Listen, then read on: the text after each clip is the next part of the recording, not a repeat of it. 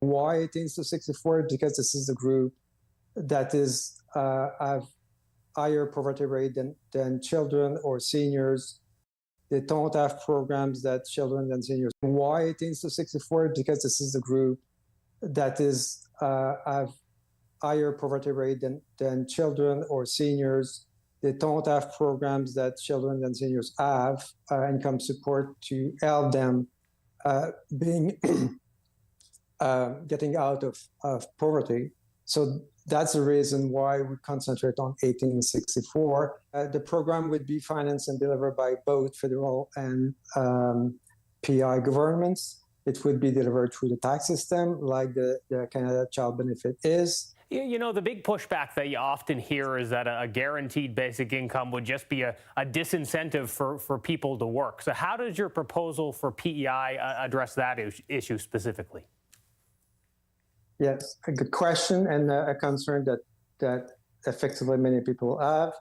The first thing I would say is when we look at the literature about disincentive to work of that type of program or any other income benefit program, you find that literature suggests that the impact in Canada or other countries is pretty small.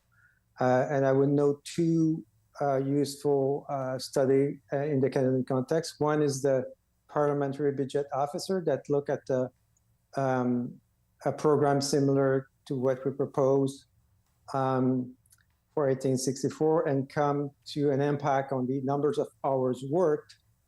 This is the way they measure the impact, is how many hours would be reduced in terms of hours worked in PEI, come to 1.6%. So all that to say that the impact on the labor market and the participation in work and number of hours worked would be very likely quite limited. This is a bit of a consensus amongst people who look at that issue. And well, what about the cost, though? How costly would a program like this be for taxpayers here on PEI? The amount of money that would be needed is $100 million new money to implement this program per year. What we recommend is a partnership with the federal government. So let's think about 50-50. So the federal government would kick in 50 million and the province 50 million.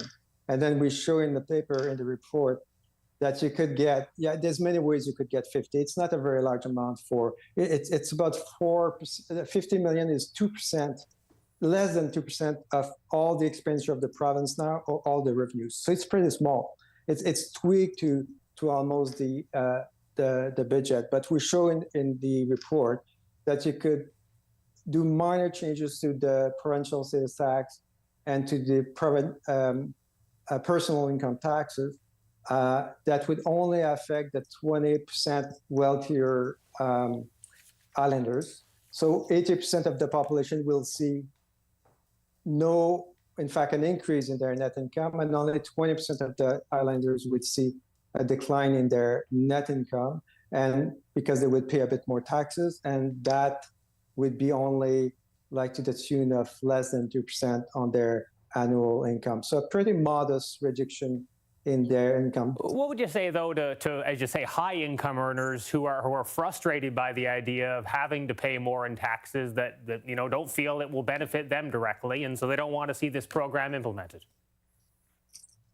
Well, I would say to them that the impact would be first modest. To achieve something like that, to almost eradicate poverty in the island for working-age islanders and their children, I think it's a pretty kind of large achievement. So you get to pay a bit higher taxes, but these higher taxes you pay are achieving something that will be quite visible to everybody on the island. Second, over time, eradicating poverty in PEI will lead to other benefit that would benefit everybody in the population, be it for the health care sector, justice system,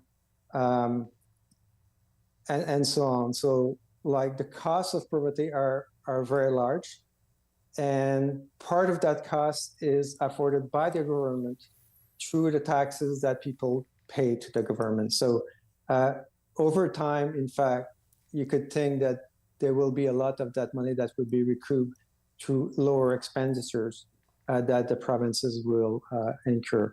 So I would say to them, just wait and think about the next generation of children that will no longer have been educated in poverty and that will participate more in the labor market and bring more income into the coffer, and that would earn more income for themselves, but also bring more taxes into the coffer of the government that would help these people, these high-income people, or the next generation of high-income people. So I would say that to them.